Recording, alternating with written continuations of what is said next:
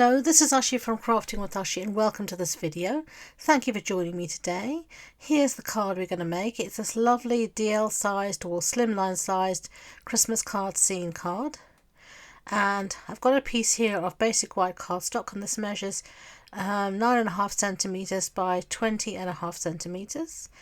And here I'm just masking off my sky, and I've used these basic border dies. I've cut this border snowbank out twice, and you can see here I'm just overlapping them to create this scene here of mounds of snow. So now we're going to do a little bit of ink blending. So I'm going to get my balmy blue ink pad and my blue blending brush, and I'm just putting down very lightly some colour. I'm going to just build up the intensity as we go along, and you can see here just less is more, so just coming in from the edge and just slowly building up the colour to something I want. And you can see here the size I've chosen for this is a slimline card because this is a lovely scene, and this will fit a standard UK DL sized envelope. So everything is sized so it will fit our normal envelopes. So you can see here I'm just deciding whether I've got enough.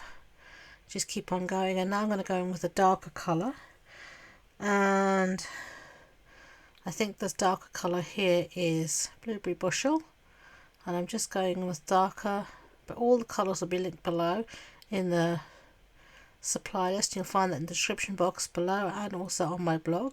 You can find the links to everything in the description box below.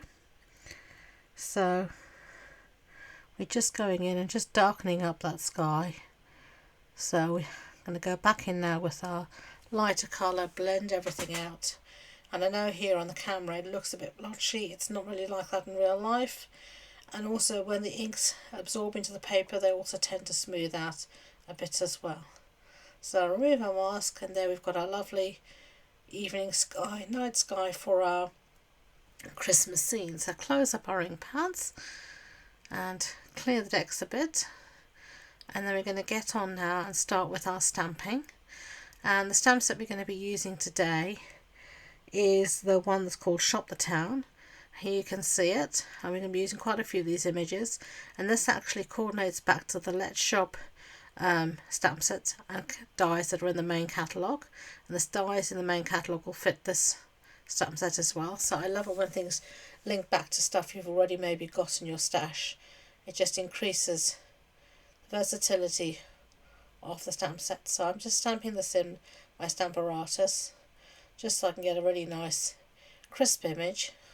Any stamping tool would be fine. So there we have all our images stamped out. There we go, all beautifully stamped out. So now I'm going to move to my blocks to do the rest of my stamping. You can stamp everything with your blocks, that will be fine too, it's okay. So let's get out the rest of our pieces here, and I'm just going to use a block, as you can see. And now these are just little stacks of presents, and I'm going to stamp 3 of these. Well, I'm going to stamp a few more. You never know how many you're going to need, but I think I used 3 in the end.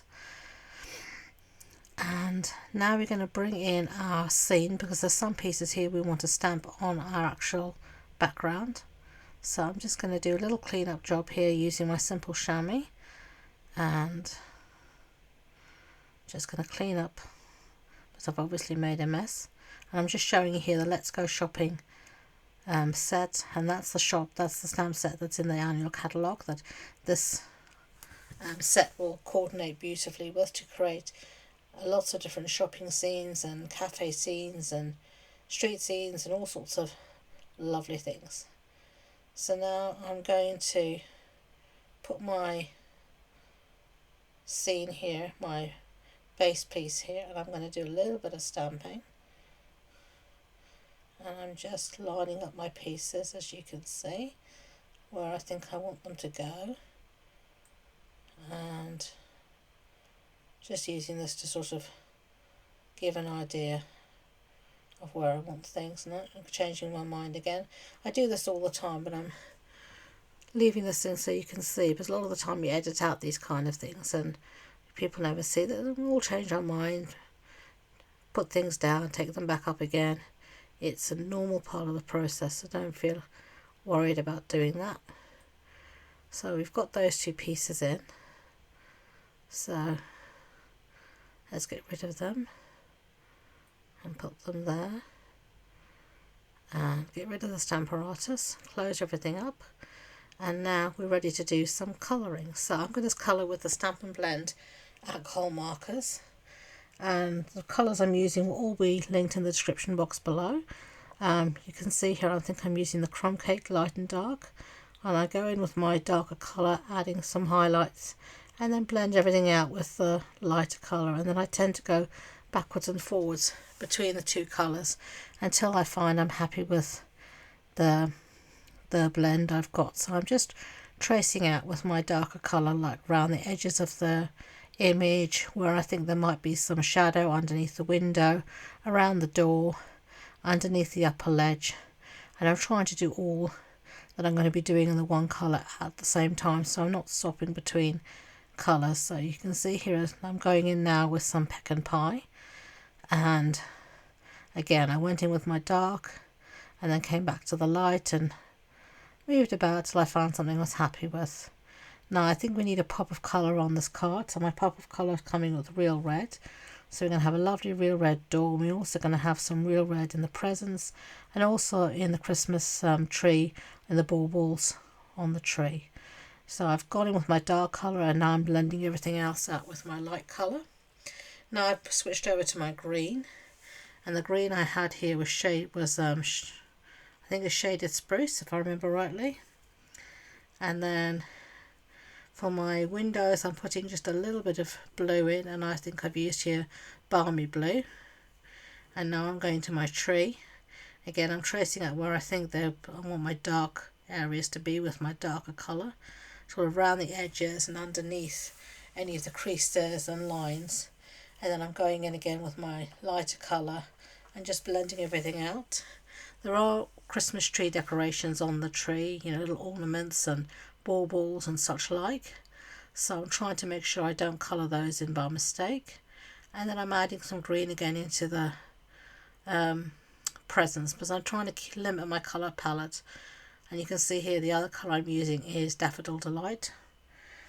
And this is just for the yellow, for the lights on the tree, and for all the presents as well. I'm just keeping to those sort of three. You've got my browns and neutrals, and then just red, green and yellow. And here you can see I'm doing my arch. You could have stamped this separately and fussy cut it out so you didn't get the background in it as well, but I think it looks cool as it is. But you know, you could do that as well. There isn't a die for that, so you would have to fussy cut that out. Now I'm moving on to the people, and again doing the same thing, going with the darker colours, going back in with the light and alternating between the two. And again I'm using the same colours that I used for my for the rest of the colouring, sticking to real red, shaded spruce, Daffodil Delight. I think I used a little bit of soft sea foam for the hymn, the Christmas carol, music sheets, etc.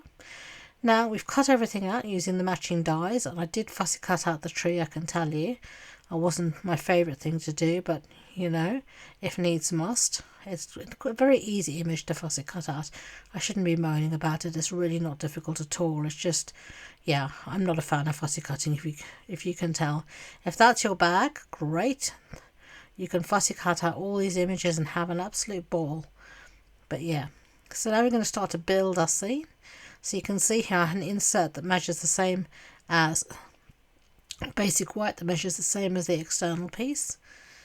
And now I'm just deciding where I want to put all my different little images. So I've got here my little house, and then there's my little bench that I just fussy cut out of, I mean not fussy cut, the die cut that out. Didn't stamp, I just used my dies. So I'm just deciding where I want everything to go. And then I've got my presents there as well. So now I'm going to take from the Very Cute stamp set this little, snowflake.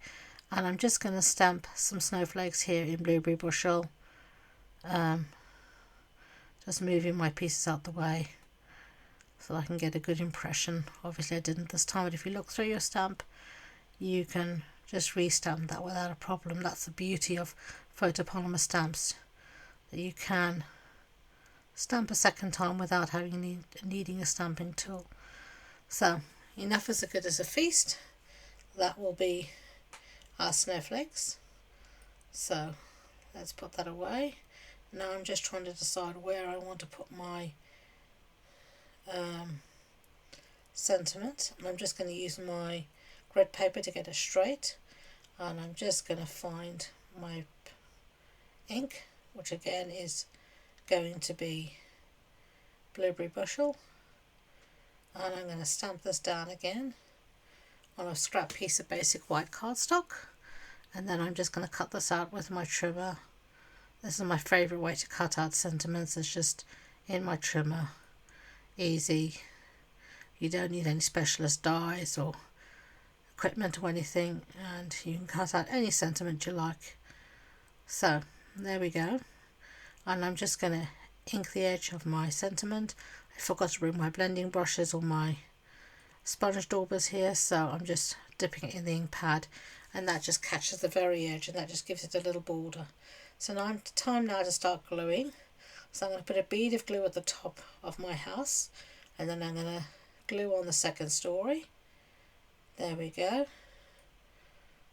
And now I'm going to put glue all over the back, but I'm not going to pop this particular, whoopsie daisy, it's come apart again because I didn't obviously let the glue dry for long enough.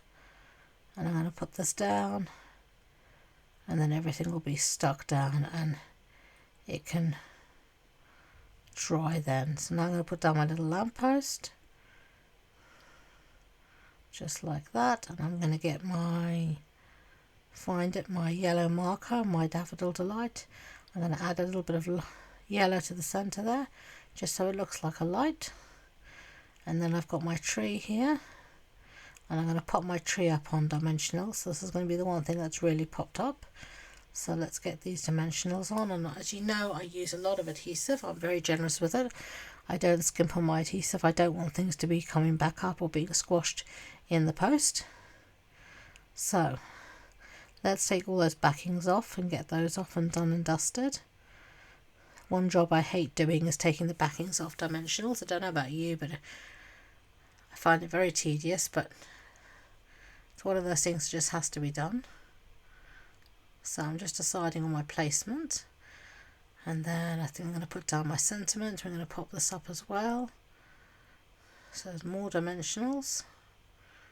The edges would also be good for using up something like this for your long sentiments. Change my mind where I want that. Move it again. There we go. I'm happier now. There's my little bench, so a little bit of glue, and I plonk this down, and that bench was cut in the same as my card base. My card base is real red, and that's a standard slimline card base for me, which is 21 centimeters by 20 centimeters, scored at 10 centimeters on the 20-meter side, 20 centimeter side I should rather say. So now I'm just putting my little stack of presents all around by the bench, and there we have it. There are our two cards. Well, I hope you liked that, and if you did, please do give me a like, and don't forget to subscribe to my channel. So thank you again, and until next time, enjoy being creative. Bye.